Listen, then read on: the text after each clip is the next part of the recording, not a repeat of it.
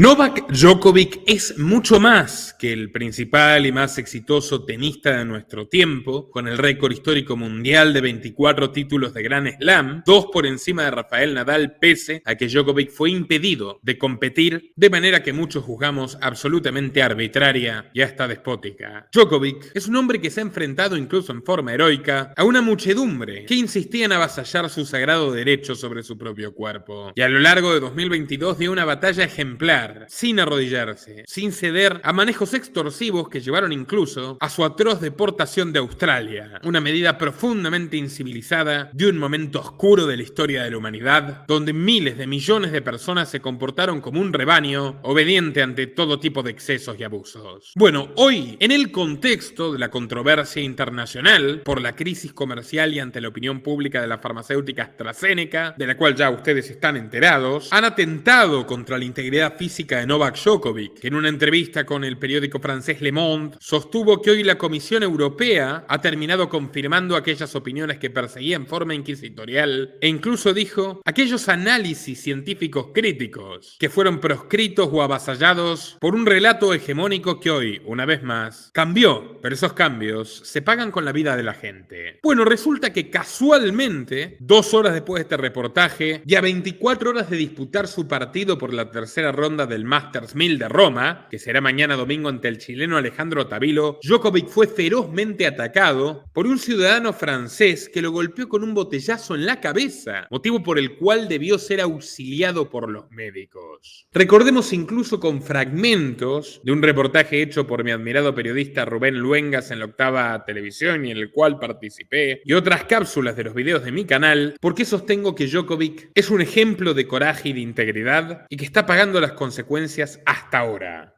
La visa de Novak Djokovic ha sido revocada por segunda vez, poniendo fin a las ambiciones del tenista masculino número 1 del mundo de disputar el Abierto de Australia y ganar su Grand Slam número 21, lo que sería un récord mundial. El ministro de Inmigración de Australia, Alex Hawke, anunció la decisión en un comunicado el viernes, luego de días de deliberación sobre si expulsar a la estrella serbia del país. Bueno, la decisión se produce 4 días después de que el juez dictaminara que los agentes de la Fuerza Fronteriza Australiana habían sido poco razonables y arbitrarios cuando cancelaron su visa inicial para ingresar a Australia a su llegada al país el 5 de enero.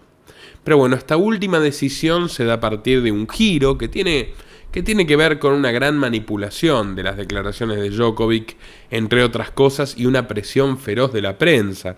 Uno de los columnistas estrellas de The Washington Post abiertamente reclamó que el gobierno expulse a Djokovic, sea como fuere, lo cual por supuesto incluye decisiones ilegales y por sobre todo ilegítimas como esta. No solo ello, sino que también se está debatiendo a estas alturas la posibilidad de enjuiciar a Djokovic por la ley de delitos, por haber vulnerado documentos públicos, teóricamente, y le podría caber una pena de prisión de 5 años. Así que fíjense hasta qué punto esta situación se ha tornado esquizofrénica. Por un lado se está haciendo todo lo posible para expulsarlo de Australia y por otro lado son capaces de requerirlo incluso y pretender recluirlo durante 5 años en esta peculiar isla.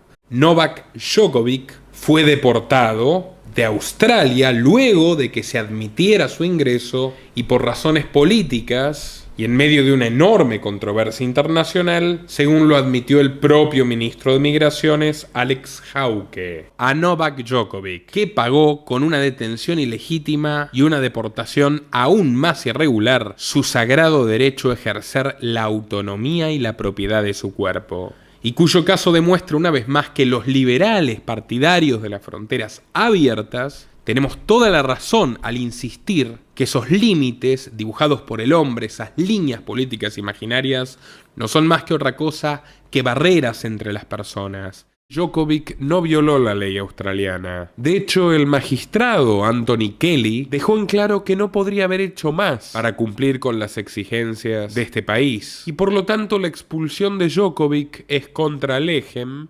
contraria a derecho, y por sobre todas las cosas, es mucho peor que una decisión política que interfiere y que pisotea lo dictaminado por la justicia. Es una decisión arbitraria y es una decisión ilegítima. El ministro de Inmigración, Alex Hawke, del gobierno de Scott Morrison, lo dejó en claro. La sola presencia de Djokovic supone una amenaza al orden público australiano, porque bueno, ya hace bastante tiempo el orden público australiano se basa en el cercenamiento de las libertades fundamentales y de los derechos humanos de los habitantes. Djokovic tuvo coraje para enfrentar toda esta coyuntura y una presión inimaginable sobre su cabeza. Hoy no podrá jugar el Gran Slam, pero bueno, peor ha sido la suerte de muchísimas personas, no solo en Australia, sino en todo el mundo, que chocan contra esta creciente intolerancia política que sencillamente no puede permitirles vivir en paz. El ministro de Inmigración de Australia,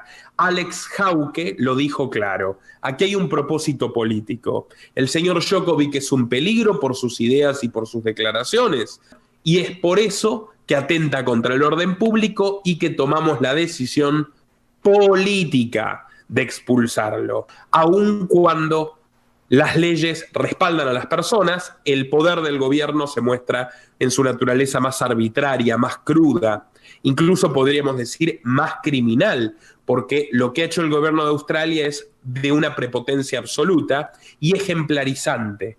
Y buscarán ustedes que en un momento dado Djokovic dijo: no voy a quitar el dedo del renglón y voy a defender estos territorios de Serbia en contra de Río Tinto. Hay un asunto que nadie está diciendo en los medios de desinformación, de comunicación.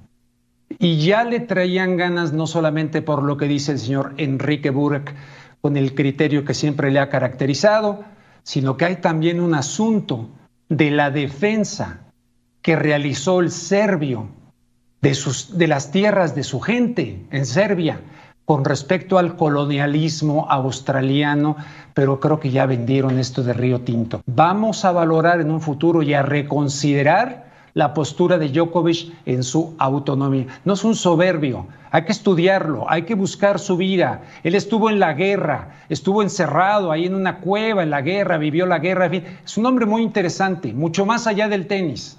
Y muchos desde la superficialidad lo han querido mandar a los infiernos. Esa condena infernal a la que Djokovic fue sometido política y mediáticamente, ese linchamiento sin cuartel, fructifica en que hoy hay fanáticos violentos de la censura y de los líderes autoritarios que pisotearon las garantías elementales de todas las personas durante más de 2 años, que están comenzando a ejercer su fanatismo brutal por mano propia. La prensa francesa insiste en que el hecho fue accidental, aunque existen grabaciones que sugieren lo contrario. El tenista de 36 años se desplomó en el suelo, tomándose con las manos la zona afectada y fue trasladado inmediatamente a enfermería para recibir tratamiento de emergencia. Pero ingenioso y corajudo como es, hoy ha sacado pecho ante la adversidad y publicó en sus redes sociales el jocoso mensaje: hoy vine preparado, firmando elementos, incluso botellas de sus propios fanáticos que lo vitorearon a viva voz y rieron junto a él. Deseoso de acabar con la polémica y aconsejado por su manager, Djokovic publicó un escueto y diplomático mensaje en Twitter, aceptando que podría haberse tratado de un accidente y sosteniendo que hoy se encuentra descansando en el motel con una bolsa de hielo. Pero lo cierto es que su vida ha sido una auténtica pesadilla desde que enfrentó, como David contra Goliat, a las élites tecnocráticas. Ya había sido en Francia abucheado en forma masiva el 3 de noviembre de 2023 y se lo insultó por no haberse aplicado lo que aquellas personas consideraban que debía aplicarse. Un mes más tarde, en diciembre, Djokovic contó en una entrevista cómo fue su vida tras ser deportado de Australia por negarse a entregarle el brazo al Estado. Lo sintetizó en la frase: fui declarado el villano del mundo. Ante la inquieta mirada del conductor John Wertheim, que se acercó a su mansión en la ciudad serbia de Belgrado y a quien Djokovic le dijo: tuve esa clase de experiencia en la cancha de tenis con multitudes que tal vez no me animaban, incluso lo contrario, pero nunca antes en mi vida había tenido esta experiencia en particular, sentir miedo, que me digan en la cara que querían agredirme. Yo no estaba estaba en contra de que los demás hagan lo que quieran. Simplemente tomé una decisión para mí. Me rotularon como anti y yo no soy anti ni pro nada. Simplemente soy favorable a la libertad de elección. De todas maneras, su desafío despertó la bestia que hay en mí y hoy me siento una persona más fuerte que antes. También volvió a ser acosado tras volver a Australia para el abierto de este año en enero de 2024 e incluso se dice que recibió amenazas de muerte. Vivimos en el mundo del revés donde los pájaros le disparan a las escopetas. Aunque del otro lado tenemos al doctor Antonio, tan prominente e importante en los Estados Unidos, que sostiene que para salir a la calle hoy, ahora que se ha jubilado tras 35 años en el gobierno federal, deben acompañarlo 6 custodios, porque de otra manera no puede evitar toparse con alguien que quiera cobrarle cuentas pendientes o manifestarle su frustración por tantos padecimientos ocurridos en los últimos años. Sabrán comprender. Djokovic llegó a decirle a uno de los que le gritaban en las gradas australianas: dímelo en la cara si eres tan valiente. Y por supuesto el personaje menor, un alma menor, se fumó. Ahora quiero ir a un tema importante, que es una alerta por la tormenta solar más grande en 20 años. Hoy los habitantes de Estados Unidos están completamente compenetrados observando actividad geomagnética de moderada a fuerte que comenzó en la noche del viernes. El Centro de Predicción del Clima Espacial de la Administración Nacional Oceánica y Atmosférica sostiene que las posibilidades de ver grandes luces serán mayores en el norte del país, a lo largo y ancho de Canadá y en el norte de Europa. Las tormentas geomagnéticas son muy difíciles de pronosticar y a veces las auroras boreales previstas decepcionan si el momento de una tormenta cambia o su campo magnético no está alineado con el de la Tierra. Es una situación bastante volátil en el Sol que estamos monitoreando muy de cerca, afirmó Bill Murtagh, coordinador del programa en el Centro de Predicción del Clima Espacial de la NOAA. Todo esto es resultado de múltiples explosiones en el Sol, llamadas eyecciones de masa coronal, y se teme que el exceso de actividad eléctrica interrumpa potencialmente las comunicaciones, la red eléctrica, la navegación de Internet, la radio, y ya ha afectado de manera decisiva el funcionamiento de los satélites. Por supuesto, los primeros en resentirse han sido los de Starlink de Elon Musk. No solo cayó la red de Starlink, la peor del mundo, en materia satelital, sino que incluso que se considera que más de 400 de los 6.000 satélites de Musk han sido severamente dañados. Una buena, quizás. En cualquier momento Biden va a echarle la culpa de la tormenta al cambio climático, y pack completo. O también podrían echársela a Djokovic. En cualquier caso, amigos, los invito a compartir en todas sus redes y grupos, a visitar el informe que hemos publicado hoy también sobre los cambios estructurales y sistémicos que se avecinan, que te afectan directamente. Trabajo junto a Nicolás Martínez Laje y por supuesto apoyarnos en patreon.com/Nicolás Moraz para defender al periodismo libre. Recompensas de todo tipo, muy interesantes a partir de $5 mensuales. Entren a patreon.com/Nicolás Moraz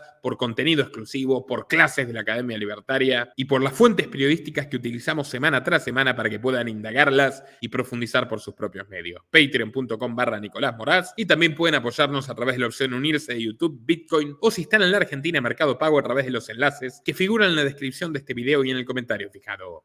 Hasta la próxima. Nuestro trabajo depende de tu apoyo. Para que siga siendo posible, realiza tu aporte desde tan solo $3 por mes a través de Patreon, en los enlaces que figuran en la descripción o en el comentario fijado. También podés hacerlo vía Bitcoin o desde la opción Unirte de YouTube. Y si estás en Argentina, elegí el medio de pago de tu preferencia a través de Mercado Pago. Quienes nos apoyen en Patreon a partir de $5 mensuales tendrán acceso a análisis, entrevistas, conferencias y documentales exclusivos. También tenemos opciones para sponsors. Así que publicita con nosotros a través de patreon.com/Nicolás Moraz.